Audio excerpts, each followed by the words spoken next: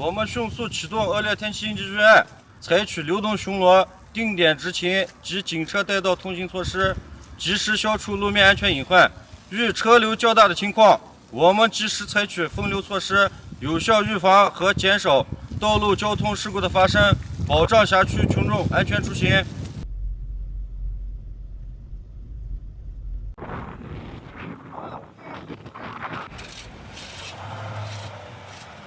重点加强风口路段、山区路段的巡逻管控和抢险救援，保障群众出行安全和道路畅通。